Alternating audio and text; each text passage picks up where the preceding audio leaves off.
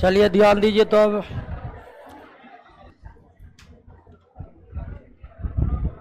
Question पर आज चर्चा होना है ना। तो 5 नंबर चैप्टर काफी बड़ा चैप्टर था और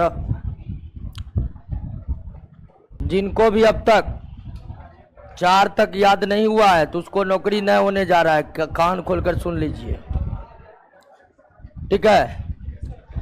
तो लगातार याद करते रहना है। और 5 नंबर चैप्टर को जिस हिसाब से डिस्कस किए थे, प्रश्नों को बनाए थे, बना था। चलिए तो आज फिर ध्यान दीजिए कि एक बार जो हम 5 नंबर चैप्टर पढ़े हैं, प्रश्नों के माध्यम से एक बार फिर से रिवाइज हो जाए, ये कोशिश रहेगी हमारी।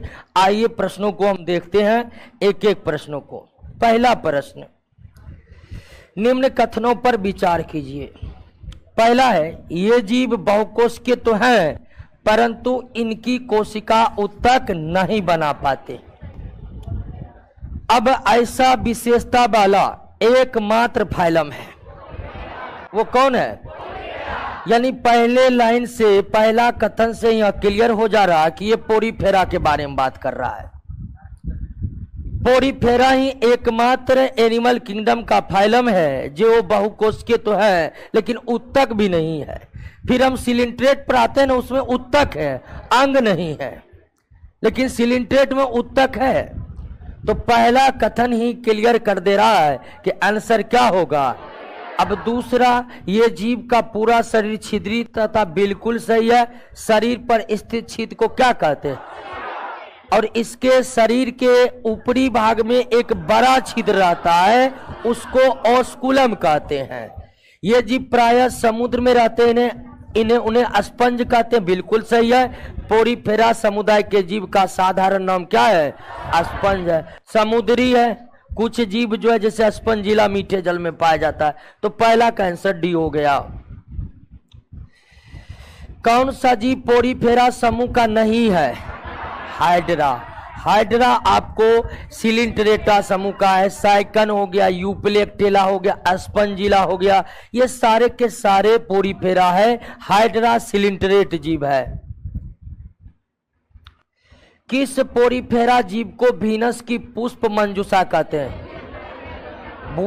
वीनस की पुष्प मंजूषा तथा इससे जापान देश में लोगों को उपहार स्वरूप दिए जाते हैं।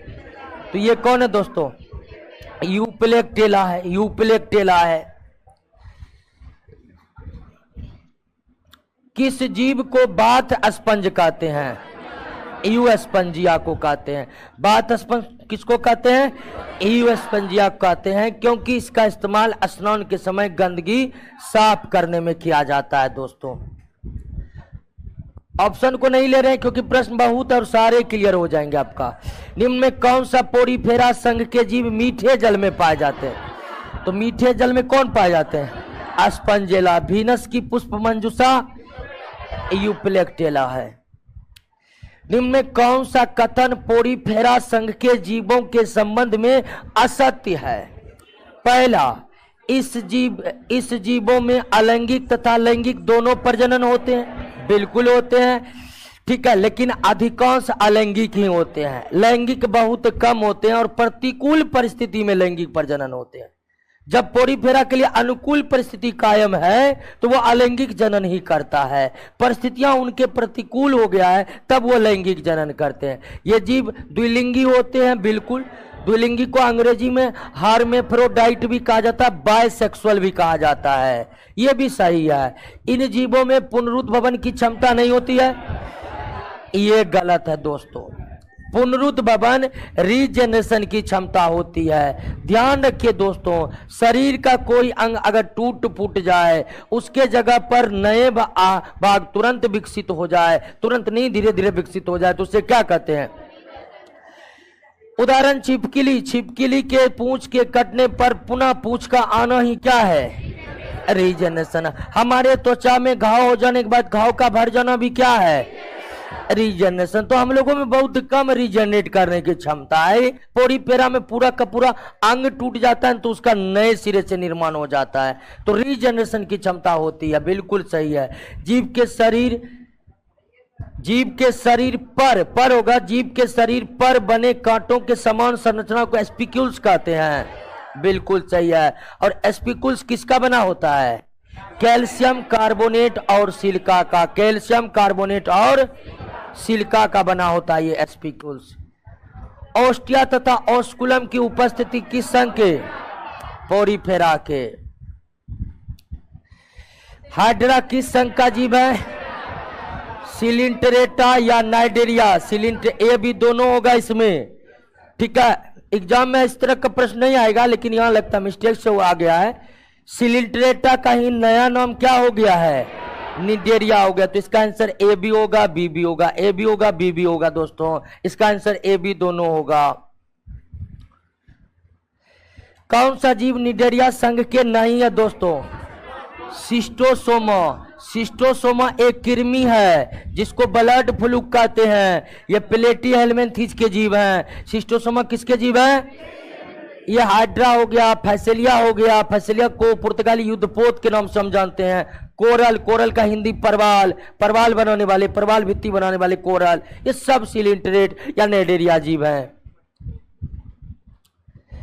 10 नंबर है, निम्न कथनों पर विचार कीजिए।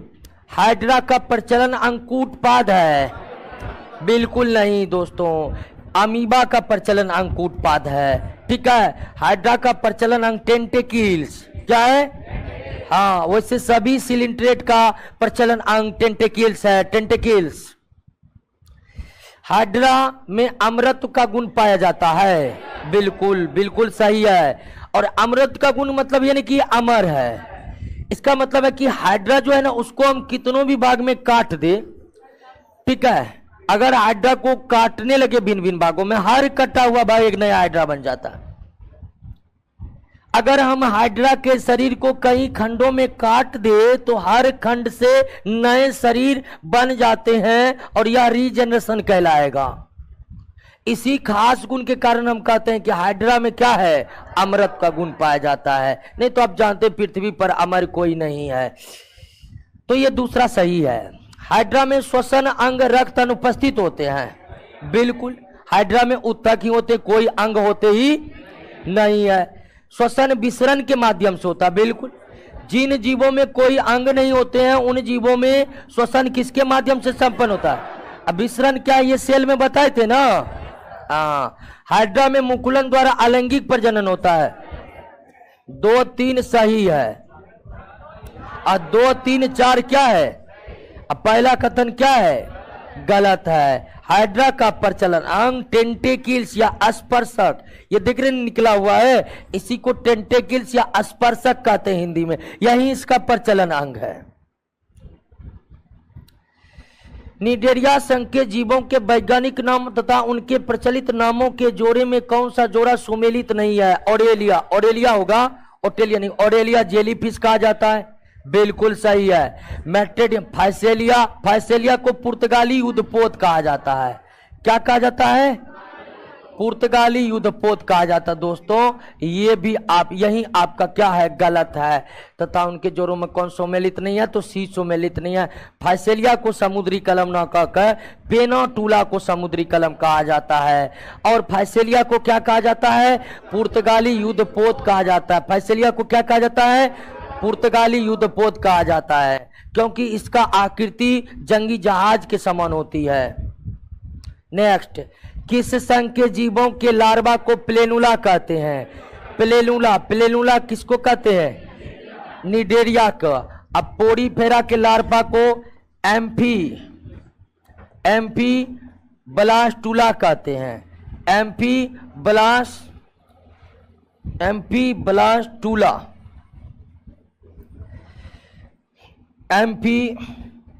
ब्लास्टुला कहते हैं।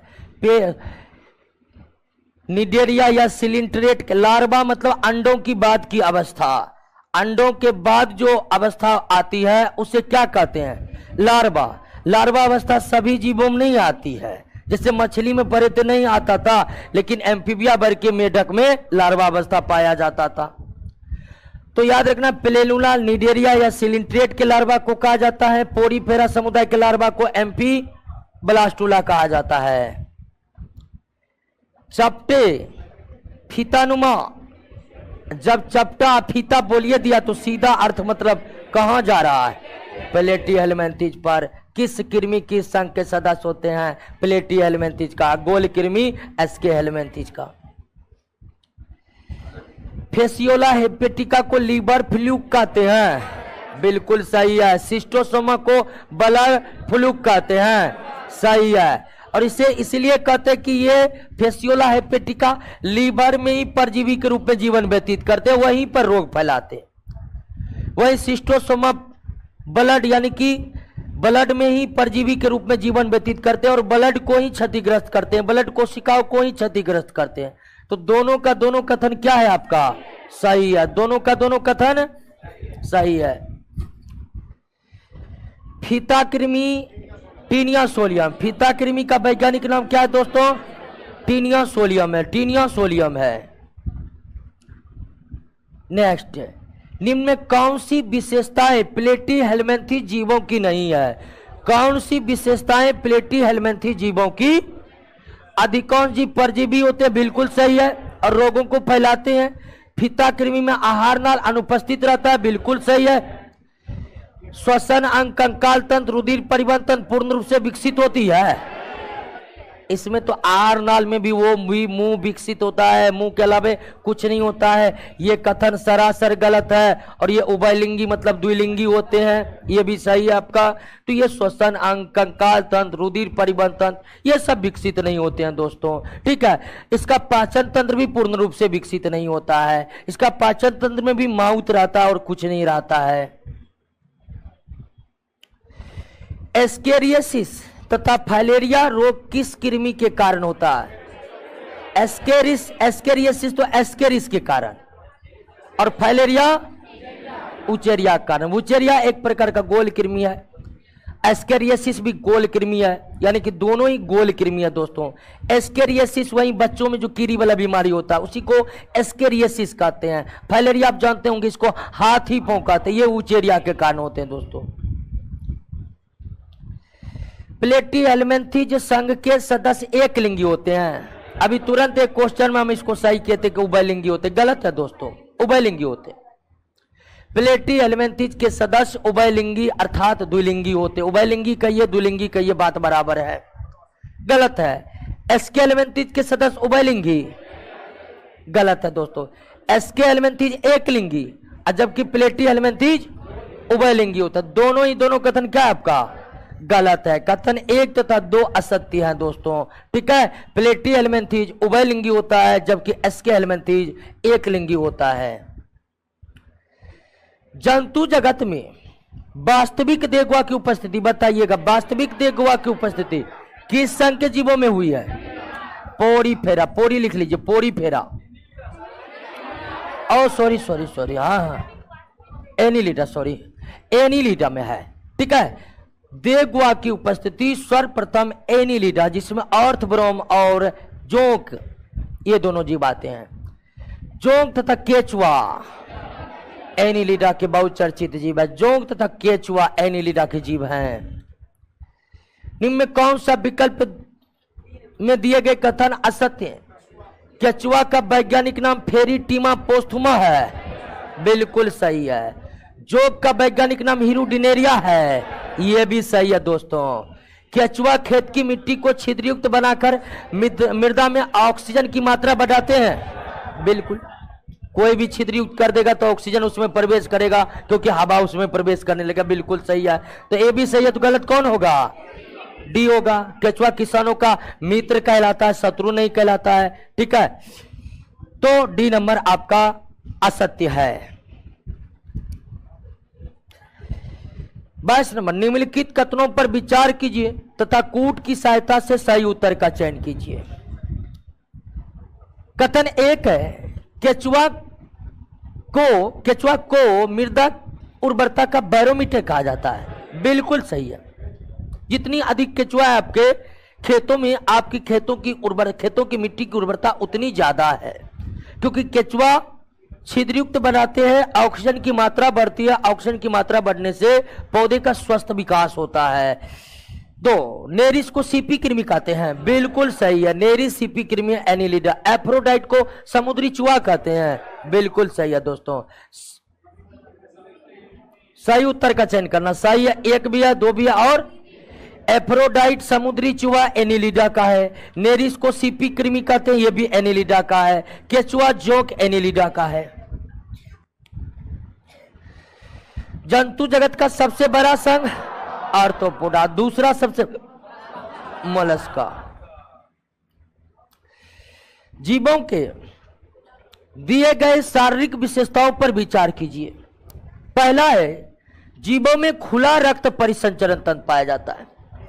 खुला रक्त परिसंचरण आर्थ्रोपोडा में और मोलस्का में पाया जाता है। आर्थ्रोपोडा और मोलस्का के अतिरिक्त खुला किसी में नहीं पाया जाता है। हालांकि पोरीफेरा, सिलिंट्रेटा, प्लेटियलमेंथिज, एस्केलमेंथिज में तो पाया ही नहीं जाता रक्त परिसंचरण तंत्र। तो पहला विशेषता दो से मिलता है, एक आर्थ्रोपोडा से और दूसरा मोलस्का। तो निश्चित हमको दो भी पढ़ना पड़ेगा।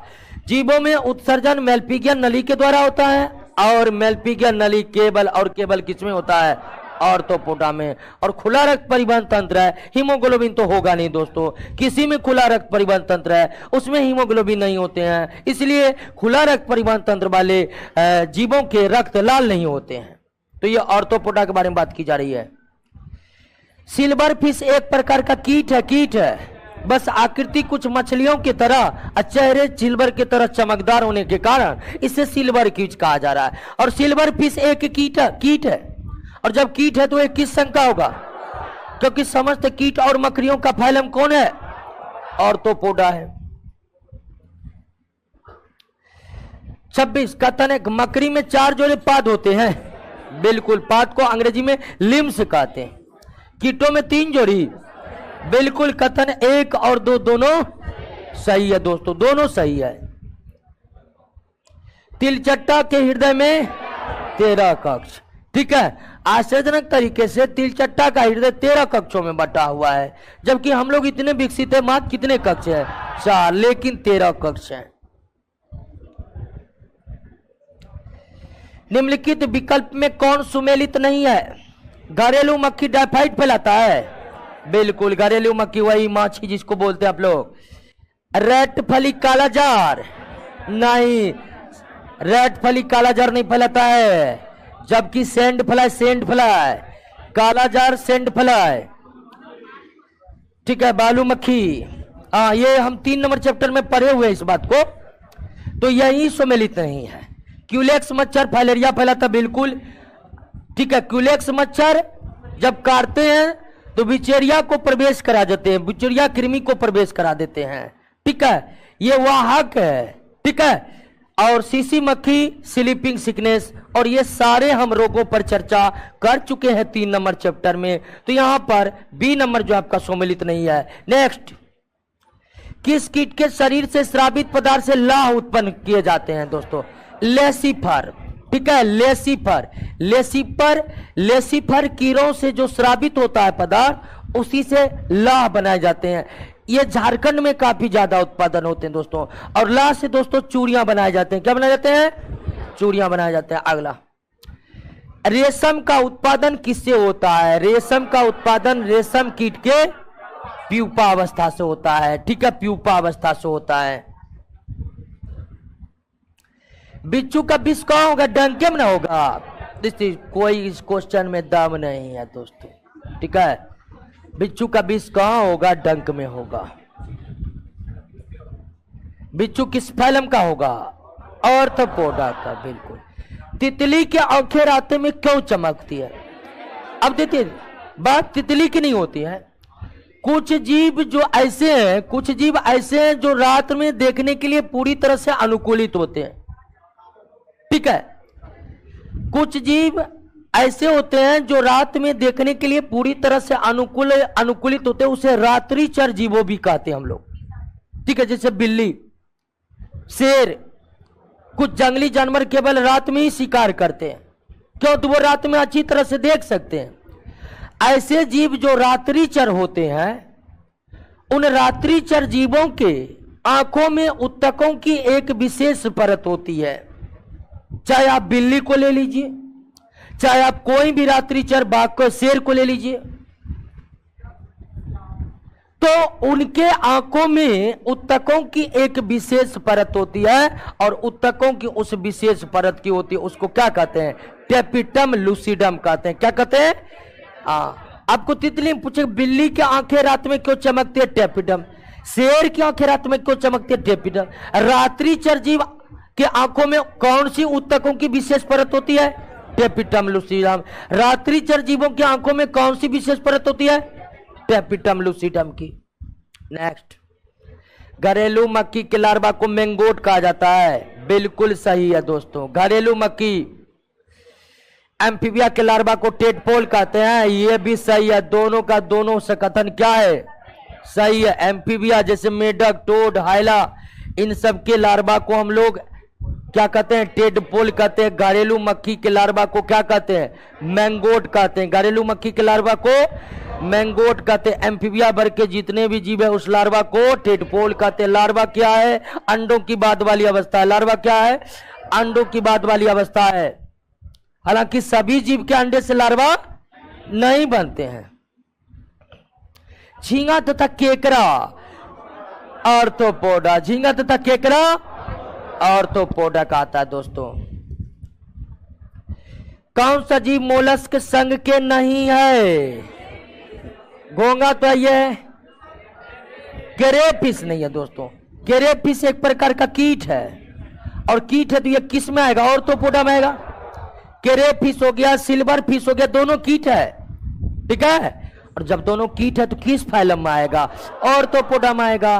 कटल फिश सीपिया को कहा जाता है। डेविल फिश ऑक्टोपस को कहा जाता है। तो घोंगा, सीपिया, सीप, ऑक्टोपस सभी मोलस्क संघ के जीव हैं। पहला को घोंगा के नाम से जाना जाता है। बिल्कुल, यानी घोंगा का वैज्ञानिक नाम पहला है, ठीक है, पहला ग्लोबोसा। सीपिया को कटल फिश, बिल्कुल। ऑक्टोपस को डेविल फिश, सिरिंगमीन, सही है। सारा का सारा कथन सही है दोस्तों। निम्नलिखित में किस संघ के सभी जंतु समुद्री होते हैं? सभी 100%। और ऐसा कौन है दोस्तों? इकाइनोडर्मेटा। पोडीफेरा भी समुद्री है, निडेरिया भी समुद्री है, लेकिन उसके कुछ जीव मीठे जल में रहते हैं। इकाइनोडर्मेटा जो है, इकाइनोडर्मेटा जो है वह एकमात्र ऐसा फैलम है जिसके सारे के सारे जीव समुद्री। ऑक्टोपस क्या है? ऑक्टोपस क्या है दोस्तों? मृदु का बच्ची। ऑक्टोपस नहीं, मोलस्क समुदाय के समस्त जीवों को क्या कहेंगे? आपको बताते कि मोलस्क समुदाय के जीव के शरीर के ऊपर बहुत ही पतली झिल्ली रहती है, और उस पतली झिल्ली को परवार या मेंटल कहते हैं। और परवार और मेंटल को सुरक्षा देने के लिए उस मोलस्क समुदाय के जितने भी जीव है उसके शरीर के ऊपर कैल्शियम कार्बोनेट का कवच चढ़ा हुआ है, जिसके कारण हम मोलस्क समुदाय के जीव को क्या कहते हैं? मृदु। मृदु मतलब सॉफ्ट, कवच मतलब कवच चढ़ा हुआ। तो हम सिर्फ ऑक्टोपस को नहीं बल्कि घोंगा को भी क्या कहेंगे? सीप और सीपिया को भी क्या कहेंगे? सभी मोलस्क समुदाय के जीव क्या कहलाएंगे? मृदु कवची कहलाएंगे। नेक्स्ट, जल संवहन तंत्र, वाटर वास्कुलर सिस्टम किसमें? इसमें उत्सर्जन तंत्र का अभाव होता है, यही वाटर वास्कुलर सिस्टम, जल संवहन तंत्र जो है इकाइनोडर्मेटा में उत्सर्जन तंत्र की भी भूमिका अदा करता है। कौन सा जीव इकाइनोडर्मेटा संघ का नहीं है? बिच्छू। बिच्छू, बिच्छू देख लिया, बिच्छू। आर्थ्रोपोडा में बिच्छू का डंक का, बिच्छू का बीज कहाँ रहता है? डंक में। किस जीव को साधारणतः फीडर स्टार कहते हैं? एंटीडोन को कहते हैं। ये दोस्तों आपको इकाइनोडर्मेटा में है। अगला, कौन सा निम्न में कौन से विशेषता मछलियों मत्स्य में पाए जाते हैं?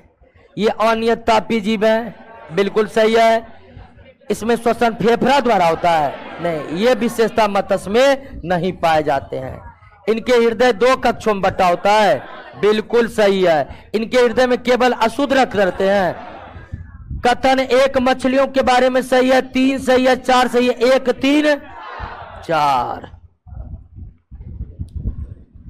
नेक्स्ट, निम्न कथनों पर विचार कीजिए तथा सही उत्तर का चयन कीजिए। वेल फिश स्तनधारी वर्ग के जीव हैं, बिल्कुल, क्योंकि ये सीधे बच्चे देते हैं। 2 करे fish, cuttle fish, devil fish मछली वर्ग के जीव नहीं है। करे फिश कीट है, ऑर्थोपोडा का है।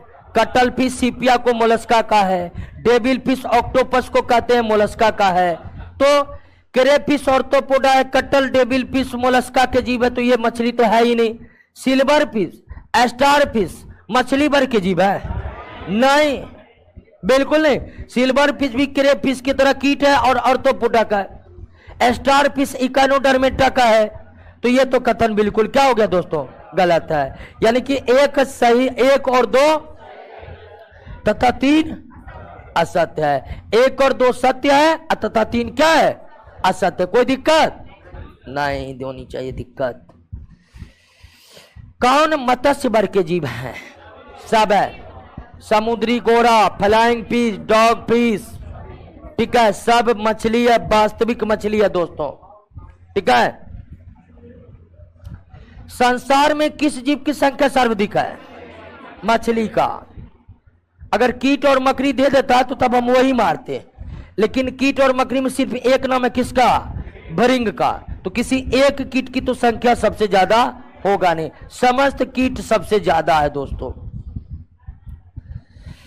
मछली ज्यादा होगा, 70% पर जल है और उसमें रहता है मछली, क्या तो ज्यादा होगा। सबसे विषैली मछली स्टोन फिश, ठीक है, हिंदी स्टोन को हिंदी में पाषाण लिखा हुआ है। स्टोन फिश सबसे विषैली मछली, ठीक है, समुद्री मछली है दोस्तों। झटका मार देगा ना आदमी मर जाता है। मच्छरों के नियंत्रण हेतु प्रयोग होने वाला कीट भक्षी मछली गैम्बूसिया। गैम्बूसिया के अलावा और कौन? मांगुर भी उपयोगी है दोस्तों। गैम्बूसिया और मांगुर दोनों ही जल में मच्छरों के लार्वा के खाने के आदी हैं। मच्छर जो अंडे देते हैं, ठीक है, अंडे के बाद जो लार्वा बनते हैं, चूंकि मच्छर आर्थ्रोपोडा में और आर्थ्रोपोडा में भी लार्वा अवस्था मौजूद होती है, तो ये गैम्बूसिया मछली, ये मांगुर मछली मच्छरों के लार्वा को खा जाते हैं। जब लार्वा को ही खा जाएंगे तो मच्छर होंगे नहीं होंगे। तो इस तरह से ये मच्छरों के नियंत्रण में क्या होता है, सहायक होता है। जल से बाहर निकालने पर मछलियां मर जाती है, क्यों? और कोई दूसरा कारण हो नहीं सकता है। वे श्वास नहीं ले पाती है क्योंकि उनका श्वसन अंग गिल्स है, और गिल्स केवल जलीय श्वसन के लिए उपयुक्त है, स्थलीय श्वसन के लिए उपयुक्त नहीं है, तो वे श्वास नहीं ले पाती है दोस्तों। शार्क मछली का हड्डी 0, ठीक है। शार्क का अंतःकंकाल उपास्थि का बना होता है, उसमें एक भी हड्डियां दोस्तों नहीं रहती है। एम्फीबिया बनता है। एम्फीबिया कैसे बनता है? जल एवं स्थल दोनों पर रह सकने वाले पशुओं को, जल और स्थल दोनों पर रह सकने वाले पशुओं से एम्फीबिया बनता है दोस्तों। क्या ये 50 तक कोई दिक्कत है? तो ये बहुत ज्यादा प्रश्न है और आज समाप्त करना है, तो फिर आगे बढ़ते हैं। आइए 51 नंबर पर। ये बताए थे केवल नर मेढक टकराते हैं क्योंकि मादा मेढक में वह कोष वोकल कोड नहीं होते हैं, और कोई कारण नहीं है दोस्तों। मेढक के लार्वा क्या कहते हैं? टेडपोल। घरेलू मक्खी के लार्वा को मैंगोट। मेढक के हृदय में कितने कक्ष? 3 कक्ष। मछली के हृदय में 2 कक्ष। नर मेढक मादा मेढक की तुलना में ऊंची आवाज लगाता है वाक कोष के कारण। वैसे मादा मेढक में वाक कोष होते ही, वाक कोष को अंग्रेजी में क्या कहते हैं? वोकल कोड कहते हैं दोस्तों। ये होता ही नहीं है, वोकल कोड कहते हैं, ठीक है। शीत रखती है यानी कोल्ड ब्लडेड प्राणी है। कोल्ड ब्लडेड में मछली, एम्फीबिया, रेप्टिलिया। मछली, एम्फीबिया, तो मछली हो ये गया, एम्फीबिया हो ये गया, छिपकली रेप्टिलिया है। छिपकली क्या है? तो मछली वर्ग के जीव, रेप्टिलिया वर्ग के जीव, ठीक है, मछली वर्ग के जीव, रेप्टिलिया वर्ग के जीव जो है वह आपको एम्फीबिया वर्ग के जीव जो है कोल्ड ब्लडेड यानी शीत रक्तीय होते हैं। मेढक पानी में या पानी के आसपास पाया जाता है, वो त्वचा के द्वारा शोषण करता है, और त्वचा के द्वारा शोषण करते वाले जो भी जीव हो, एनिलिडा के बारे में भी पढ़े थे कि वे त्वचा के माध्यम से शोषण करते हैं। त्वचा के माध्यम से शोषण करने के लिए त्वचा का नम बना रहना बहुत जरूरी है, त्वचा का नम बना रहना बहुत जरूरी है। बिना नम त्वचा से त्वचा के माध्यम से शोषण संभव नहीं है दोस्तों। नेक्स्ट, निम्न तापक्रम पर किसी जंतु की प्रसुप्ति को हाइबरनेशन, यह अंग्रेजी वर्ड है दोस्तों, ये प्रश्न नहीं है। निम्न तापक्रम पर डोरमेंसी, डोरमेंसी मतलब निष्क्रियता, तो इसको जैसे शीत निष्क्रियता क्या कहेंगे? शीत निष्क्रियता। तो शीत निष्क्रियता का अंग्रेजी में क्या कहा जाता है? हाइबर। ग्रीष्म निष्क्रियता को एस्टिवेशन। तो आपको बताए थे कि कुछ जीव जो है वो बहुत अधिक ठंड में एकदम निष्क्रिय हो जाते हैं और निष्क्रिय अवस्था में केवल श्वसन करते हैं, श्वसन के अतिरिक्त अन्य सभी जैविक प्रक्रियाएं रुक जाती है दोस्तों, तो हाइबरनेशन होगा। वही उच्च ताप पर किसी जंतु की प्रसुप्ति, डोरमेंसी को क्या कहते हैं? एस्टिवेशन। डोरमेंसी की जगह कभी कभी निष्क्रियता शब्द दे देगा कि निम्न तापक्रम पर किसी जंतु की निष्क्रियता को क्या कहते हैं? हाइबरनेशन। उच्च तापक्रम पर किसी जंतु की निष्क्रियता को क्या कहते हैं? एस्टिवेशन। हाँ देख लीजिए, उच्च तापक्रम पर एस्टिवेशन, निम्न तापक्रम पर हाइबरनेशन। निशंस प्राणी कछुआ है दोस्तों। निशंस प्राणी मतलब सब कुछ खा जाने वाला, सब कुछ। निशंस मतलब कुछ नहीं देख रहा, जो मिला खाने चला दोस्तों, ठीक है। तो ये कछुआ इस टाइप का होते हैं दोस्तों, ठीक है। टॉर्टाइल रेप्टिलिया का। अगला, निम्न किस जंतु में अश्रु ग्रंथि नहीं होता है दोस्तों? घड़ियाल में दोस्तों टीयर ग्लैंड होता ही नहीं है, ठीक है। एक कहावत भी है, घड़ियाली आंसू बहाना, मतलब फॉल्स आंसू बहाना, क्योंकि घड़ियाल में अश्रु ग्रंथि होते ही नहीं है। अगला, सांपों की विष ग्रंथियां स्तनधारियों के या कशेरुक, कशेरुक मतलब वर्टिब्रेट, कशेरुक को अंग्रेजी में क्या कहेंगे? वर्टिब्रेट के लार ग्रंथियों का समान होता है। जिस तरह हम लोगों के मुंह में लार ग्रंथि से लार निकलता है, उसके जगह रेप्टिलिया के मुंह में विष ग्रंथियां होती है जिससे विष निकलता है दोस्तों। सबसे विषैला सर्प कौन है दोस्तों? Correct correct correct. कौन सा एक विषैला सर्प नहीं है? इसको सही करिए, पाइथन होगा। पाइथन को हिंदी में क्या कहते हैं? अजगर कहते हैं। अजगर में कोई विष नहीं होता है दोस्तों, लेकिन ऐसा नहीं खतरनाक होता है, सीधे निगल जाता है दोस्तों। इतने विशाल, अब देखे भी होंगे, घोंसला बनाने वाला एक मत सप्र किंग कोबरा। और ये घोंसला कोई भी सांप नहीं बनाता है, एकदम कब्जा सिस्टम चलता है इस पर, ठीक है, दूसरे के जगह पर कब्जा। तो किंग कोबरा भी घोंसला इसलिए बनाता है अंडे देने के लिए, वो रहने के लिए घोंसला नहीं बनाता। किस लिए? अंडे देने के लिए घोंसला बनाता है। पहला क्लोन पशु डॉली भेड़ है। क्लोन पशु जो है, क्लोन क्या कहते हैं? एक प्रोसेस है जिसका नाम क्या है? Tissue culture. टिश्यू कल्चर अलैंगिक जनन की एक विधि है। लैंगिक अलैंगिक जनन बताए थे, तो अलैंगिक जनन की एक विधि है टिश्यू कल्चर। अब टिश्यू कल्चर के द्वारा जो जीव पैदा किए जाते हैं उसको क्या कहा जाता है? क्लोन कहा जाता है। कोई भी जीव पौधे को भी पैदा किया जा सकता है टिश्यू कल्चर के द्वारा, जंतु को भी पैदा किया जा सकता है टिश्यू कल्चर के द्वारा। तो किसी को भी पैदा टिश्यू कल्चर के माध्यम से पैदा हुए जीव या उत्पन्न हुए जीव को क्या कहा जाता है? क्लोन कहा जाता है। मतलब ये मानव का क्लोन है, तो मतलब वो मानव है जो टिश्यू कल्चर के द्वारा पैदा हुआ। हालांकि मानव का निर्माण टिश्यू कल्चर के द्वारा संभव है, लेकिन किया नहीं जा सकता है क्योंकि ये अवैध है दोस्तों। अगला, कुछ रेगिस्तानी छिपकलियां अपने मल को शुष्क, शुष्क मतलब सूखा, नमी रहित, शुष्क आकार में अर्थात नमी रहित निष्कासित करती है। ऐसा इसलिए कि ताकि पर्यावरण के अनुसार उसमें अनुकूलन पैदा हो। आप जानते हैं कि रेगिस्तान में जल की बहुत कमी होती है, इसलिए जीवों में वो सारे विशेष गुण विकसित होते हैं कि ताकि उनके शरीर से जल की हानि कम से कम हो। और शुष्क आकार में मल का त्याग करना एक अनुकूलन ही है कि वे पानी को कम से कम निष्कासित कर रहे हैं। दोस्तों,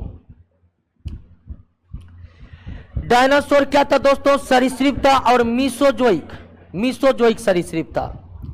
देखिए, पृथ्वी के विकास के को कई कालों में, महाकालों में विभक्त किया जाता है दोस्तों।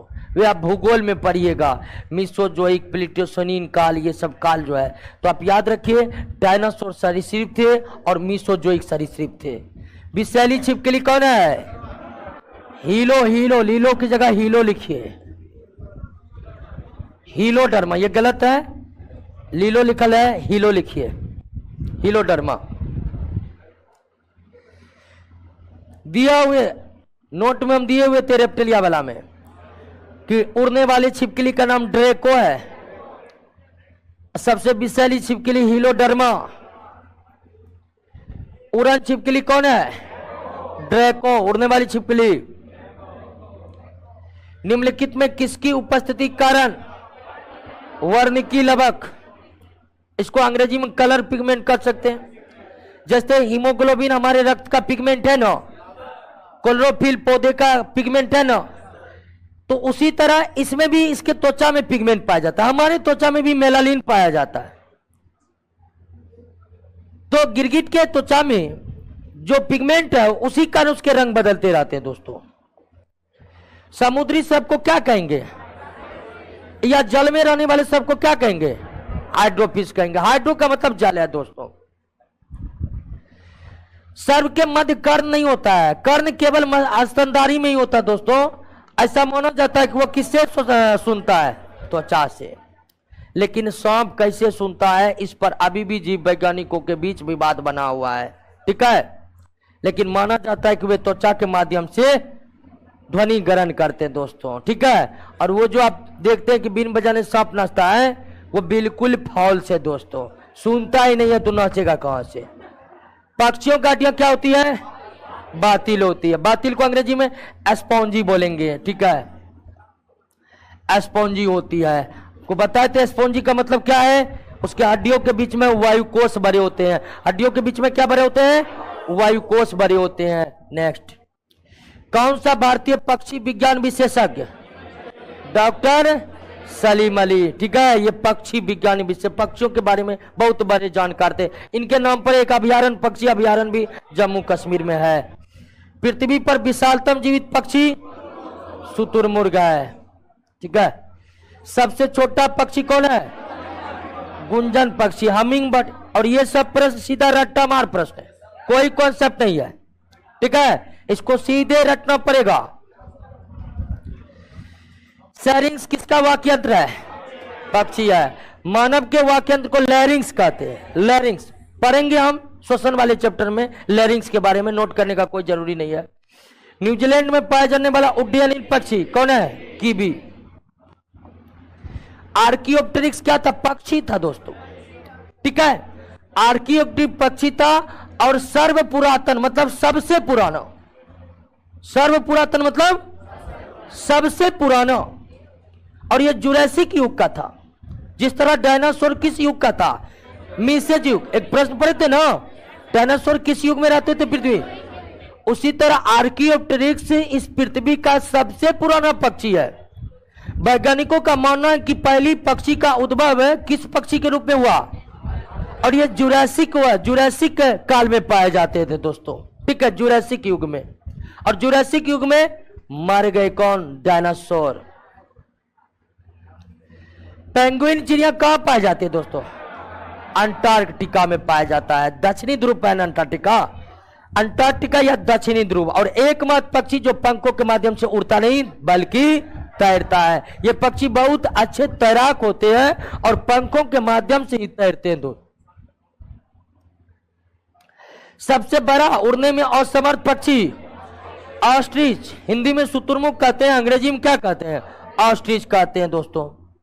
वह विलुप्त पक्षी जिसके चोंच में दांत थे, आर्कियोप्टेरिक्स, ठीक है, ये विलुप्त हो गए थे, जुरासिक काल में पृथ्वी पर पाए जाते हैं, और ये वैज्ञानिकों के अनुसार ये सबसे पुराना यानी सर्व पुरातन पक्षी था।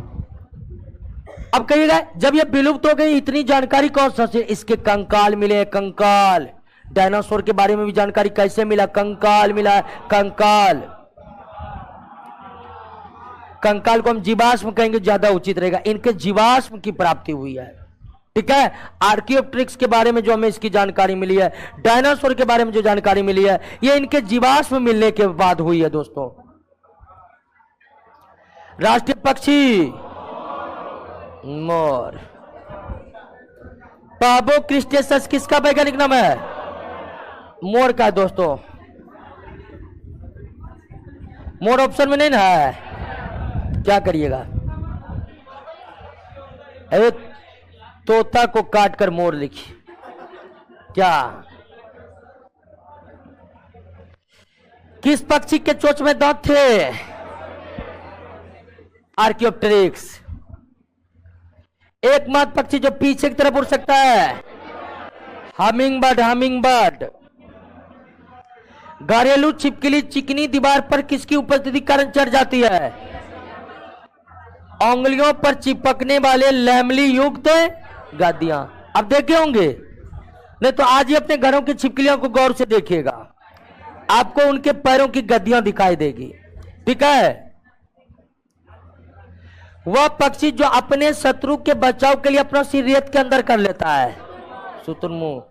शुतुरमुर्ग ज्यादातर दक्षिण अफ्रीका के कालाहारी मरुस्थल में रहता है, कालाहारी मरुस्थल का जीव है, और ये शत्रु को देखकर अपना सिर रेत के अंदर कर लेता है। ऐसा होता नहीं, मर कहा जाता है ऐसा होता है, ठीक है, लेकिन वास्तविकता इसमें नहीं है दोस्तों, ठीक है। और इसके पीछे सिस्टम यह है कि ना तो हम शत्रु को देखेंगे और ना ही शत्रु से डरेंगे, ये कॉन्सेप्ट है। स्तनधारी वर्ग का विशिष्ट लक्षण क्या है? स्तन ग्रंथियां पाया जाना, बिल्कुल। मेमोरी ग्लैंड, श्वेत ग्रंथियां यानी पसीने वाली ग्रंथि, चार कोष्ठीय उपर्युक्त सभी मेमेलिया का लक्षण है। ब्लबर क्या है दोस्तों? ध्यान दीजिएगा, ध्यान दीजिएगा, ब्लबर को थोड़ा हम समझ लेते हैं। ऐसे जीव जो ठंडे क्षेत्रों में रहने के लिए अनुकूलित है, जैसे जम्मू कश्मीर में पाया जाने वाला याक, ध्रुवीय भालू, ठीक है, पेंगुइन। तो ऐसे जीव जो ठंडे क्षेत्र में रहने के लिए अनुकूलित है, उन जीवों में अनुकूलन एक विशेष परत के कारण आती है। आपको बताए थे कि बसा उत्तक पढ़ाए थे, उत्तक में बसा उत्तक पढ़ाए थे ना, और आपको बताए थे कि बसा उत्तक त्वचा के ठीक नीचे होता है और वो शरीर के उष्मा को बाहर जाने से रोकता है। तो ठंडे प्रदेशों में जो जीव होते हैं, उनके त्वचा के नीचे बसा की बहुत मोटी परत होती है, उसे ही क्या कहते हैं? ब्लबर कहते हैं, सघन बसा की परत। और ये ब्लबर ठंडे क्षेत्रों में अनुकूलित होने वाले, ठंडे क्षेत्रों में रहने वाले जीवों में पाया जाता है। पेंगुइन अंटार्कटिका में माइनस टेम्परेचर पर कैसे रहते हैं? ब्लबर के कारण। तो ऐसे जीव जो ठंडे क्षेत्रों में रहने के लिए अनुकूलित है, उनके शरीर में उष्मा क्षय को न्यूनतम करने के लिए उनके त्वचा के नीचे की बसा उत्तक काफी मोटी होती है, काफी मोटी होती है, जिसे क्या कहते हैं? ब्लबर कहते हैं, जिसे क्या कहते हैं? ब्लबर कहते हैं दोस्तों। नेक्स्ट, कौन सा प्राणी स्तनधारी नहीं है? मछली का, मछली मछली है। डॉल्फिन क्या है? स्तनधारी है, क्योंकि इसमें सांस लेने के लिए फेफड़ा है। नहीं, फेफड़ा तो रेप्टेलिया में ही है, फेफड़ा उचित कारण नहीं हो सकता। ये सीधे बच्चे देते हैं, अंडे नहीं देते हैं। वेल स्तनधारी है क्योंकि इनमें फेफड़े होते हैं, चार बेसमियां और कशेरुक दंड। कशेरुक दंड का मतलब रीढ़ की हड्डी होते हैं। बिल्कुल यही होगा, ए होगा। ठीक है, बाल नहीं होते हैं। वेल ऐसे स्तनधारी है जिसके त्वचा पर कोई बाल। नेक्स्ट, विशालतम स्तनधारी। वेल विशालतम स्तनधारी। भारत का राष्ट्रीय स्तनी कौन है? बाघ है। लगता है चीता न हो जाए, कल से न्यूज में खाली चीते चीते, नहीं कल से न्यूज में बोले चीते चीते चल रहा है। कल मोदी जी का कहीं मान बदल करके चीते न हो जाए। स्तनी के हृदय में कितने कोष्ठ होते हैं? 4 कोष्ठ होते हैं स्तनी में। या स्तनी का मतलब मेमेलिया। हाँ, केंद्रक विहीन लाल रुधिराणु यानी आरबीसी किसमें पाया जाता है? स्तनधारी में, मेमेलिया में। इसको हम विस्तार से ब्लड वाले चैप्टर में पढ़ेंगे। इस क्वेश्चन का जिक्र ब्लड वाले चैप्टर में भी हुआ है, तो यहां पर आप स्तनधारी याद रखिए। वेल चूंकि स्तनधारी है, डॉल्फिन स्तनधारी है। स्तनधारी कितना कक्ष? 4 कक्ष या चैम्बर। बिल्ली की आंखें रात में क्यों चमकती है? टेपिटा में लूसी इकोडोबन लूसीडम बताए थे ना। इससे पहले तितली था, तितली। नेक्स्ट, लक्ष्य निर्धारण। कौन आ रहा है? किसी का बात करिए तो। लक्ष्य निर्धारण हेतु रडार तंत्र। अब देखिए इसका रडार तंत्र का मतलब क्या हुआ है। चमगादड़ में कौन तरंग उत्पन्न करने की क्षमता है? पराश्रव तरंग। ठीक है, एक पराबैंगनी होता है, तो मिस्टेक नहीं कर जाइएगा। ठीक है, अल्ट्रासोनिक। ठीक है, चमगादड़ में क्षमता है वो कौन तरंग पैदा कर सकता है, और चमगादड़ में यह भी क्षमता है कि वो इसे सुन भी सकता है। पराश्रव तरंग उसे कहते हैं जिसकी आवृत्ति 20,000 हर्ट्ज से क्या हो? ज्यादा। दोस्तों मिलता जुलता नाम होता है पराबैंगनी, अल्ट्रा वायलेट, तो वो नहीं है, ये अल्ट्रासोनिक है। तो इस तरंग उत्पन्न करके चमगादड़ इसे सुन सकता है। रात्रि में जो चमगादड़ उड़ते हैं अपने शिकार को खोजते हैं किस तरंगों की सहायता से? जबकि असली जो रडार होता है उसमें रेडियो तरंग का यूज करके पता लगाया जाता है दूर वाली वस्तु की। या दोस्तों कोई चीज गुम हो गया है वायुमंडल में तो उसे रडार के द्वारा दोस्तों पता लगाया जाता है। तो रडार में रेडियो तरंग का यूज होता है। और चमगादड़ कौन तरंग उत्पन्न करता है? इसी कारण कहा जाता है कि चमगादड़ में एक रडार सिस्टम है दोस्तों। ये यही तरंग को पैदा करके अपने शिकार को भी पकड़ता है, अपने लक्ष्य का भी निर्धारण करता है दोस्तों। अंधेरे में चमगादड़ समर्थ है, क्यों? अल्ट्रासोनिक। अल्ट्रासोनिक, अल्ट्रा बैगनी, अल्ट्रा वायलेट का मतलब पराबैंगनी, जो कि विद्युत चुंबकीय तरंग है। Homo sapiens. मनुष्य में सर्वप्रथम किस जंतु को पालतू बनाया? कुत्ता। कुत्ता। स्तनधारी प्राणियों में भ्रूण गर्भ में मां से प्राप्त करता है।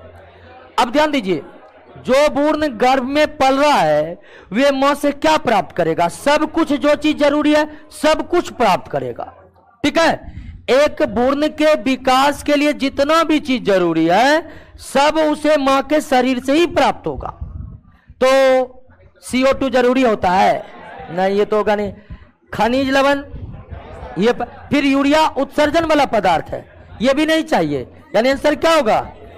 खनिज लवण, ग्लूकोज, ऑक्सीजन। सीधा समझिए, जो भी विकास के लिए जरूरी है एक भ्रूण को अपने मां के गर्भ से ही प्राप्त होता है।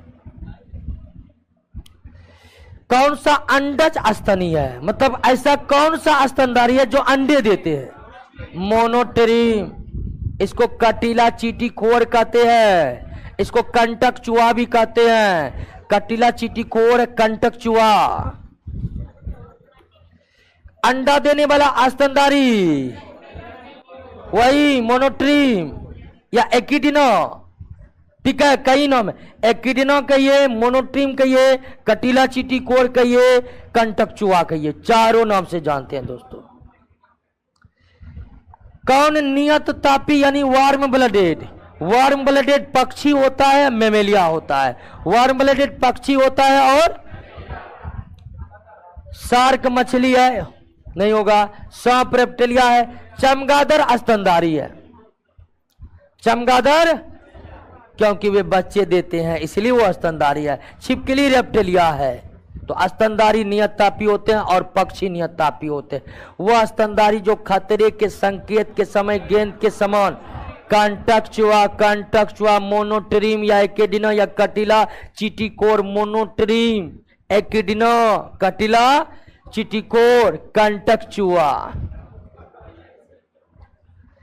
स्तनपायी के उत्सर्जनीय उत्पाद मूत्र में अधिकता रहती है। अगर ऑप्शन के हिसाब से देखें तो यूरिक अम्ल। दोस्तों ये दोनों वर्ड क्या है इंग्लिश में, इसका इंग्लिश में रहता तो हमें पता लगता, लेकिन इसका आंसर यूरिक अम्ल ही होगा, ठीक है। वैसे मूत्र की रासायनिक संरचना मूत्र वाले चैप्टर में पढ़ेंगे दोस्तों। एक चैप्टर है उत्सर्जन जिसमें यूरिन के बारे में पढ़ना होगा। अब 10 नंबर चैप्टर में जाइएगा, वह मानव मूत्र के बारे में डिटेल में दिया हुआ है। तो कौन नियत तापी प्राणी है दोस्तों? नियत तापी प्राणी है। नियत तापी में पक्षी और स्तनधारी। तो आंसर या तो कोई पक्षी होगा या स्तन। देखिए वेल शार्क, वेल मछली है, सॉरी वेल स्तनधारी है। शार्क इसके बनावट के कारण इसमें लग जाता है। शार्क और वेल मछली की बनावट कुछ एक समान है, तो वेल शार्क मछली नहीं है, शार्क मछली है, सॉरी। और वे वो गड़बड़ा के वेल होगा, वेल होगा, शार्क नहीं होगा। शार्क मछली है, वेल नहीं होगा, वेल होगा दोस्तों। नियत तापी प्राणी है वेल। वेल वेल वेल जो है आपको स्तनधारी है क्योंकि ये सीधे बच्चे देते हैं। निम्न में कौन सा जीव अपनी त्वचा से सांस लेता है? मेढक और एनिलिडा। और कौन? एनिलिडा। सबसे बड़ा बंदर बैबून अफ्रीका में पाया जाता है, ठीक है। और सबसे छोटा बंदर गिबन। सबसे छोटा बंदर और सबसे बड़ा बैबून। अनियत तापी प्राणी कौन है? वे प्राणी जिसका शारीरिक तापमान वातावरण के तापमान के अनुरूप, उसे ना अनियत तापी कहते हैं। अंग्रेजी में कोल्ड ब्लडेड कहते हैं। अंग्रेजी में क्या कहते हैं? कोल्ड ब्लडेड कहते हैं। नेक्स्ट, कुटक, कील, ऐसे सभी पक्षी जो उड़ने में असक्षम है उसमें कुटक नहीं पाया जाता है। ध्यान दीजिए, कुछ पक्षी ऐसे होते हैं जो पंख होने के बाद भी उड़े, तो उनमें कौन से विशेष, ये हड्डी है, एक विशेष प्रकार क्या है? हड्डी है। तो ये सभी न उड़ने वाले पक्षियों में पाया जाता है, लेकिन ये बत्तख में पाया जाता है, ये मुर्गी में पाया जाता है। अब वो क्यों नहीं उड़ते हैं ये अलग बात है दोस्तों। मुर्गी तो उड़ते हैं, क्या देसी मुर्गी तो उड़ते हैं। अब विदेशी को तो उड़ने ही नहीं दिया जाता है, ठीक है। फार्म वाला मुर्गी जो है लगता है खड़ा भी नहीं होता है, क्या? हाँ, डायनासोर क्या थे? सरीसृप थे जो अब लुप्त यानी विलुप्त हो गए हैं। रक्त में प्रतिस्कंदक, प्रतिस्कंदक मतलब रक्त को न जमने देने वाला, तो ये कौन है दोस्तों? हेपेरिन। इसका भी डिटेल में हम ब्लड सर्कुलेशन में पढ़ेंगे। हेपेरिन एक विशेष प्रकार के कार्बोहाइड्रेट है जो हमारे शरीर के भीतर रक्त को जमने नहीं देता है। आर्कियोप्टेरिक्स किन प्राणियों के बीच का योजक करिए है? सरीसृप और ऐसा एक जीव जिसमें दो जीवों का लक्षण हो उसे हम योजक करी कहते हैं। आर्कियोप्टेरिक्स में पक्षी का भी लक्षण है और चोंच में दांत होने के कारण किसका लक्षण है? सरीसृप का भी लक्षण है दोस्तों। नेक्स्ट, कौन से जानवर का संबंध मोलस्का से है? हेलियोटिस दोस्तों मोलस्क प्राणी है, ठीक है। हाइला वृक्ष मेढक है, खरगोश स्तनधारी है और हाइड्रा सिलिंड्रेट है। हेलियोटिस जो है मोलस्क है। अब ये प्रश्न नहीं भी जानते तो आप बनाते, कहिए क्यों? आप जानते हैं हाइला वृक्ष मेढक है, हाइला क्या है?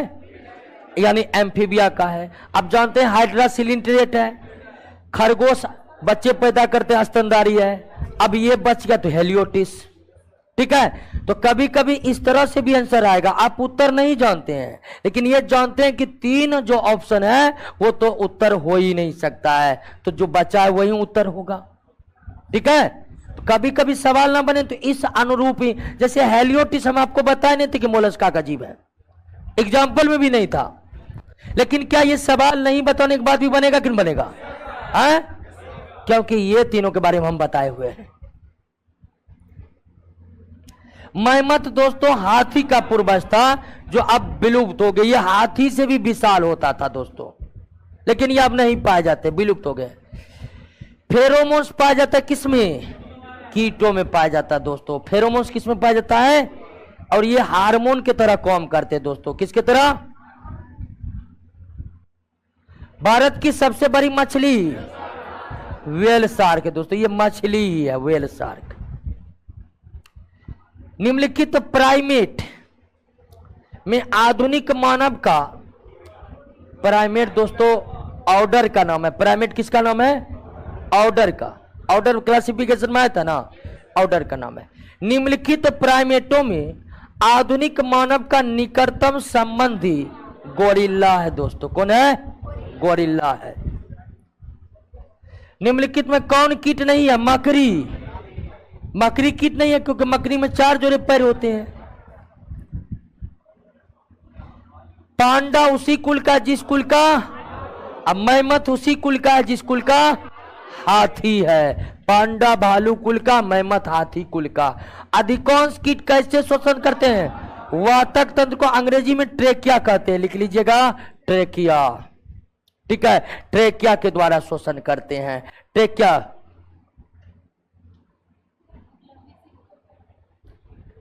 कुटक क्या है?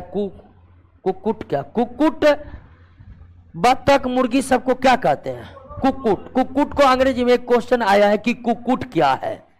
कुकुट क्या है? तो कुकुट को अंग्रेजी में पोल्ट्री कहते हैं। अब आपको समझ में आ रहा है? पोल्ट्री के अंतर्गत सभी बत्तख, मुर्गी, ये सब पक्षियों का पालन पोल्ट्री फार्म कहलाता है दोस्तों। अब पोल्ट्री को हिंदी में कुक्कुट कहते हैं। फोन उठाइए, फोन उठाइए, स्टूडेंट का रहा है। निम्नलिखित में कौन अंडे देता सीधे बच्चे नहीं? एकेडिना। अब बाकी सब बच्चे देता है दोस्तों क्योंकि सब स्तनधारी है।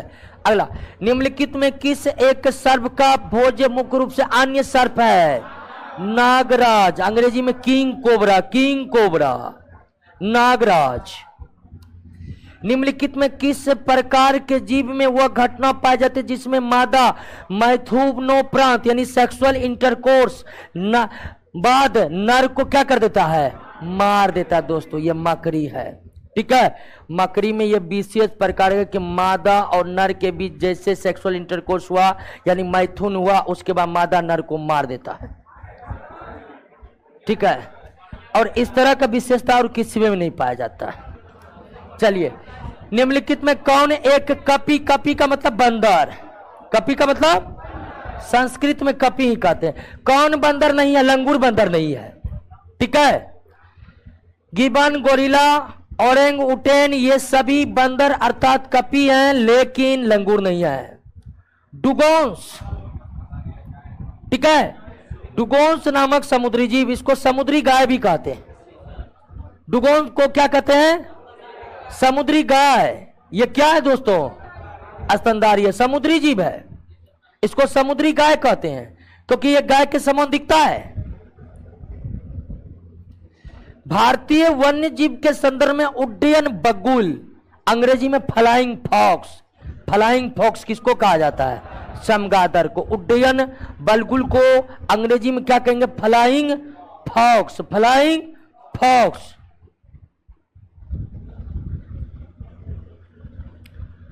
निम्नलिखित में कौन सा पशु मांसाहारी है? मच्छर। मच्छर में भी केवल मादा मच्छर ही मांसाहारी होते हैं, नर मच्छर शाकाहारी होते हैं। वे फल फूलों के रस को चूसते हैं दोस्तों। कोई भी मच्छर जो मच्छर काट रहा है वो मादा है, ठीक है, क्योंकि नर मच्छर पूरी तरह से क्या होते हैं? शाकाहारी होते हैं। आइए दोस्तों, मधुमक्खी में ड्रोन होते हैं क्या है? देखिए, मधुमक्खी के एक पूरे छत्ते में 3 प्रकार के मधुमक्खी रहता है, ठीक है। एक रानी मधुमक्खी, ठीक है, और दूसरा ड्रोन, ठीक है, दूसरा ड्रोन मधुमक्खी और तीसरा वर्कर।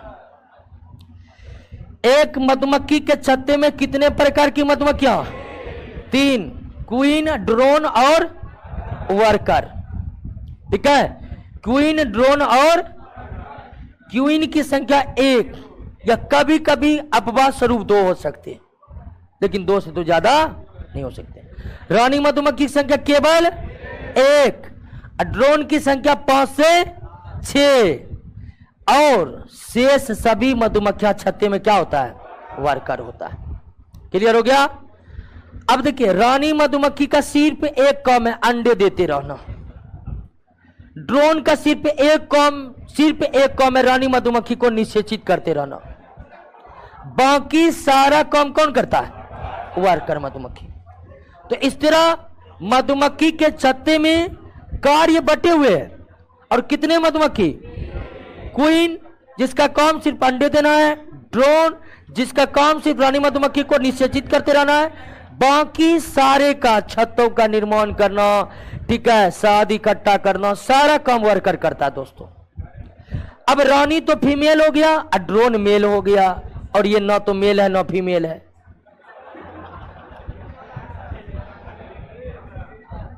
तो ड्रोन होते हैं जननक्षम नर, यानी जनन करने के योग्य नर। निम्न में कौन सा एक विलुप्त प्राणी है? यात्री कपोत। कपोत का मतलब कबूतर। कपोत का मतलब यहां पर क्या है दोस्तों?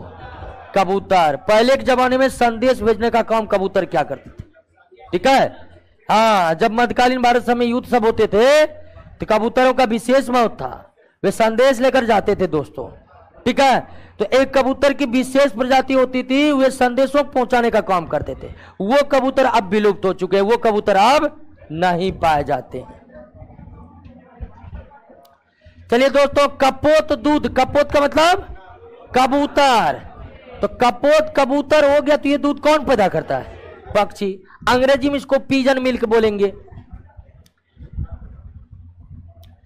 कौन सा भाग हाथी का गजदंत के रूप में बदलता है दोस्तों? दूसरा कृदंत, ठीक है। इसको अंग्रेजी में लिख लीजिए सेकेंड इंसीजर। सेकेंड इंसीजर, दूसरा कृदंत दांत जो है दोस्तों, वही इसमें इसके गजदंत में बदल जाता है। 133 में क्या दिक्कत है? 133।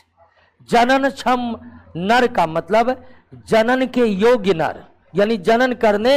लेकिन अनुर्वर नर, वर्कर क्या होता है? अनुर्वर नर होता है, यानी कि ये नर होकर भी जनन के योग, यानी रानी मधुमक्खी को निषेचित नहीं कर पाएगा दोस्तों। नेक्स्ट, डार्विन फिजिक्स पक्षियों के लिए प्रयोग किया जाता है। पक्षियों के क्लासिफिकेशन में डार्विन फिजिक्स शब्द का इस्तेमाल होता है दोस्तों। किस युग में विवृत मतलब अलग, विवृत मतलब अलग प्रकार के परिसंचरण तंत्र मतलब सर्कुलेटरी सिस्टम पाया जाता है? क्लियर हो गया? सवाल को समझे कि नहीं? केचुआ और जो एनिलिडा है, दोनों में बंद परिवहन तंत्र है। आदमी और वेल स्तनधारी है, इसमें भी बंद परिवहन तंत्र यानी बंद परिसंचरण तंत्र है। कॉकरोच ऑर्थोपोडा है, सिल्वर फिश भी ऑर्थो, इसमें खुला परिसंचरण तंत्र है। टेटपोल लार्वा एम्फीबिया का है और मत्स्य दोनों में बंद परिवहन तंत्र है। तो ए में बंद परिवहन तंत्र, बी में बंद परिवहन तंत्र, डी में बंद परिवहन तंत्र और सी में खुला परिवहन तंत्र। तो विपरीत यानी अलग कौन है? सी है कि सब में बंद है, सी में खुला है। नींद से जागिए दोस्तों, कैसे नौकरी करिएगा जी। ठीक है, कौन कीट नहीं है? मकड़ी कीट नहीं है, मकड़ी कीट नहीं है। विलोपन के कगार पर सर्वाधिक संकटपन एशिया का शीर्ष परभक्षी कौन है? ढोल। ढोल ढोल दोस्तों, ये कुत्ता के समान दिखता है। किसके समान? कुत्ता के समान दिखता है। ठीक है, ये और हिमालय जैसे राज्य जो है ना, हिमाचल प्रदेश, उत्तराखंड, वहां पर ये पाए जाते हैं, कुछ पाए जाते हैं, लेकिन अब दो विलुप्त होने के कगार पर पहुंच गया है। बेमेल कौन है? अंकुश कृमि, नहरूबा, फीता कृमि। ये सच में कृमि है, लेकिन दाद कृमि कृमि नहीं है, बल्कि यह क्या है? कवक है, फंगी है दोस्तों। ABC में सच में कृमि है, प्लेटिहेल्मिन्थेस फाइलम, सॉरी हाँ प्लेटिहेल्मिन्थेस फाइलम का, लेकिन ये दाद कृमि कृमि नहीं है, ये फंगी है। निम्नलिखित में किसके लिए मधुमक्खी प्रयोग लाई जाती है? ये भी पूछने वाली प्रश्न है। अब मधुमक्खी किसके लिए प्रयोग लाया जाएगा? मधुमक्खी पालन के लिए दोस्तों। और आपको जानकर हैरानी, ये BPSC का पूछा हुआ प्रश्न है। ठीक है, कभी कभी जो है ना इतना हल्का क्वेश्चन पूछा जाता है कि उसमें भी दिमाग घूम जाता है। ठीक है, जैसे पूछ दे भारत की राजधानी कहां है, बहुत कुछ शक हो जाएगा, बदल गया क्या?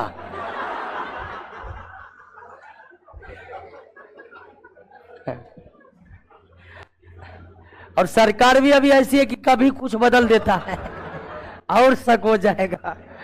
कभी कभी देख, ये बिल्कुल ये प्रश्न पूछने कोई तुक नहीं है। मधुमक्खी प्रयोग किस में लाई जाती है? तो मधुमक्खी पालन में लाई जाती है। विभिन्न जातियों में XC2 संरक्षण निम्न में कौन सा उद्दिष्ट है? यहां पर दोस्तों आपको पहले समझना होगा XC2 कंजर्वेशन है क्या। एक होता है इन सीटू कंजर्वेशन। कंजर्वेशन का मतलब संरक्षण।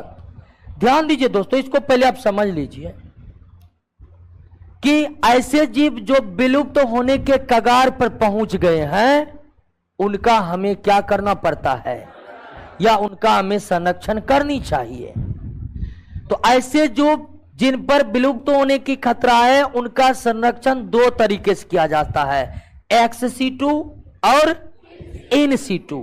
संरक्षण, विलुप्त होने का खतरा जिन पर आ गया है, उन जीवों का संरक्षण कितने प्रकार से?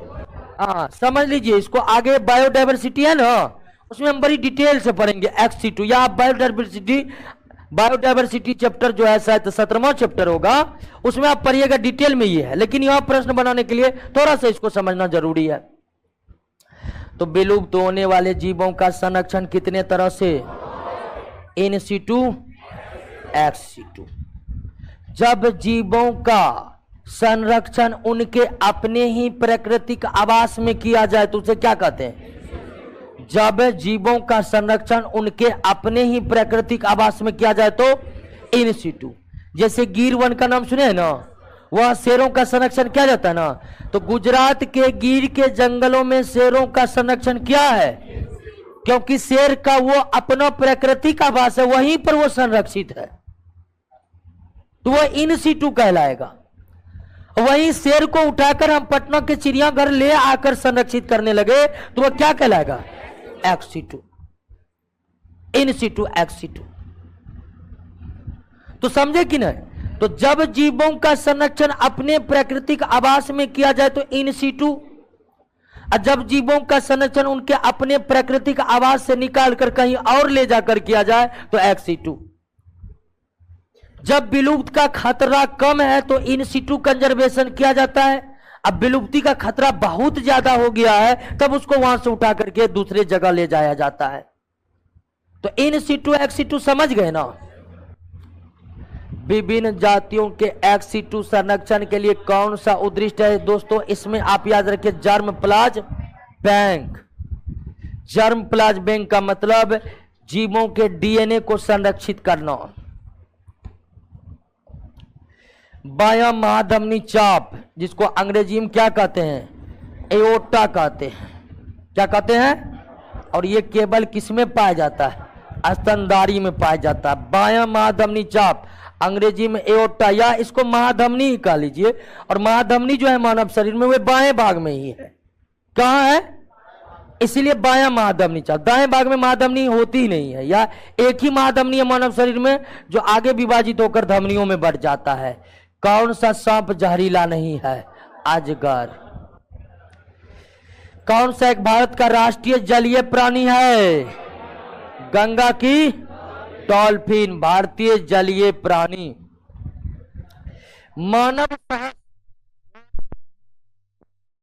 मानव के समान लघुत्तम कपी गिबन है दोस्तों। ठीक है, सबसे बड़ा बंदर बैबून, सबसे बड़ा बंदर बैबून, सबसे छोटा गिबन, सबसे छोटा गिबन। इन जानवरों के जबड़े नहीं होते। मिक्साइन, मिक्साइन ऐसे जीव है जिनमें जबड़े, और ये वर्टिब्रेट जीव है। वर्टिब्रेट जीव में भी एक वर्ग ऐसा है जिनमें जबड़ा होता नहीं है। कोलंबा लिबिया कबूतर, कबूतर का वैज्ञानिक नाम है। कबूतर लिखा हुआ है, कबूतर लिख लीजिए। ठीक है। किस वर्ग के जानवरों की त्वचा शुष्क, शुष्क होगा, शुष्क और ग्रंथि विहीन होती है?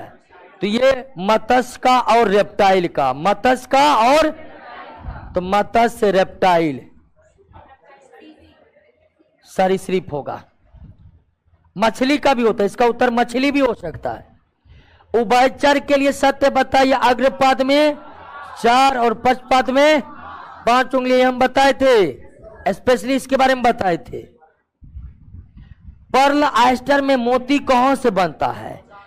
तो त्वचा में धसे किसी बारीक कण के चारों ओर बने आवरण से। पर्ल ऑयस्टर में कोई कण बाहरी दोस्तों त्वचा में फंस जाता है, उसके चारों ओर ऊतकों की परत बन जाती है जो अंत में मोती का निर्माण करता है। जबड़े वाले जंतु को क्या कहते हैं? गनेथोस्टोमोटा कहते हैं दोस्तों। जबड़े वाले जंतु क्या कहलाते हैं? गनेथोस्टोमाटा। दोस्तों एकदम इसको रटना है, कोई कॉन्सेप्ट नहीं है। जंतु जो एक ही फाइलम का है, देखिए पता लगाइए।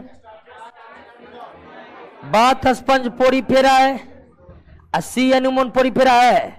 देखिए ये प्लेटी एलिमेंथीज हो गया, तो ये नहीं होगा। लीवर प्लूक प्लेटी एलिमेंथीज, केचुआ एनिलिडा, ये भी नहीं होगा।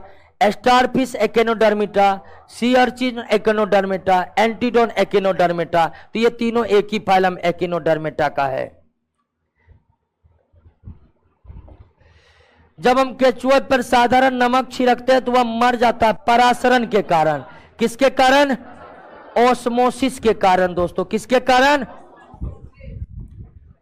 निम्नलिखित में कौन से जानवरों के नेत्र बिंदु बहुत ही साधारण होते हैं एवं वास्तव में रोशनी को पहचानने के लिए केवल नेत्र बिंदु होते हैं? ये दोस्तों प्लेनेरिया है, प्लेनेरिया। और सभी प्लेटियलमेंथी जीव में ऐसा नहीं होता है, केवल ये प्लेनेरिया में ये विशेषता है दोस्तों। कौन से पक्षी भोजन चुराने के लिए अन्य पक्षियों का बाहर निकलता है? Drongo, drongo. मोती का पैदावार सुक्ति से होता है। किससे होता है दोस्तों? सुक्ति या पर्ल ऑयस्टर भी आप कह सकते हैं। भारत में गिद्धों की तेजी बढ़ती जनसंख्या का मुख्य कारण डिक्लोफेनिक दवा का अत्यधिक इस्तेमाल। डिक्लोफेनिक एक दर्द निवारक दवा है दोस्तों। क्या है? दर्द निवारक दवा है जिसका मवेशियों पर इस्तेमाल किया जाता है, और वही मवेशी जब मरते हैं और उसको गिद्ध खाते हैं तो उससे ये प्रभावित हो जाते हैं दोस्तों। कौन एक मछली वर्ग का नहीं है? स्टारफिश। आप जानते हैं स्टारफिश एकेनोडर्मेटा का है। शीत निद्रा हाइबरनेशन परिभाषित करते हैं। ठीक है, कुछ जानवरों में सर्दियों के मौसम में कम उपापचय गतिविधि की स्थिति को हाइबरनेशन कहते हैं। एक होता है ग्रीष्म निष्क्रियता, एस्टिवेशन, तो उसके जगह आप शीत के जगह ग्रीष्म लगा दीजिए तो एस्टिवेशन हो जाएगा।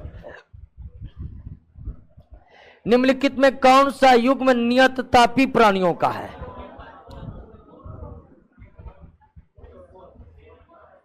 हाँ, मोर, पक्षी और ऊंट।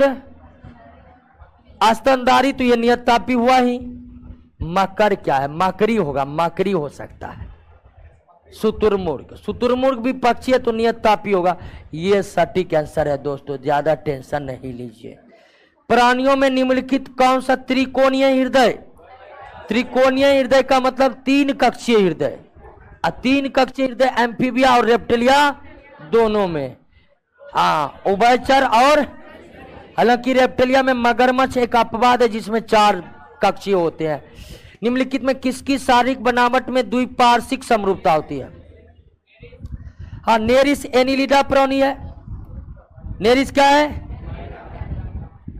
एनिलिडा प्राणी है, जिसको सीपी कृमि कहते हैं। और एनिलिडा आपको बताए थे कि एनिलिडा हो या आर्थ्रोपोडा हो बायलेटरल होता है। बायलेटरल को हिंदी में क्या कहते हैं? द्विपार्श्व कहते हैं। मार्सुपिलियन एक विशिष्ट विशेषता है जो ये बच्चों को थैली में ले जाते हैं। कुछ बच्चे जैसे प्रोटोथेरिया, मेटाथेरिया पढ़ाए थे। मेटाथेरिया मेमेलिया का वर्गीकरण 3 भागों में हुआ था। मेटाथेरिया जैसे कंगारू और परिपक्व बच्चों को जन्म देती है, उसी में एक विशेष थैली होती है, मार्सुपियन थैली। निम्नलिखित में कौन वास्तविक मछली है? उड़न मीन यानी फ्लाइंग फिश। बाकी रजत मीनाम यानी silver fish, jelly fish, cuttle fish आप जान ही चुके हैं। समुद्री चूहिया किसको कहते हैं? काइटिन को कहते हैं दोस्तों। समुद्री चूहा अलग है, समुद्री चूहिया एक चूहा पर आए थे एनिलिडा में, तो यहां पर चूहा नहीं है, चूहिया है।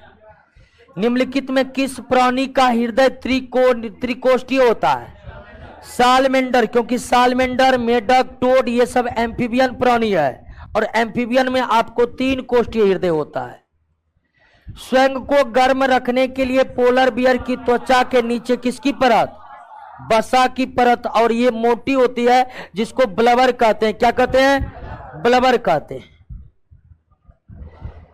लायन फिश किसे कहते हैं? टोरोइस वोलियंस जो वैज्ञानिक नाम है, इसको लायन फिश कहते हैं दोस्तों। चलिए दोस्तों, खत्म हो गया।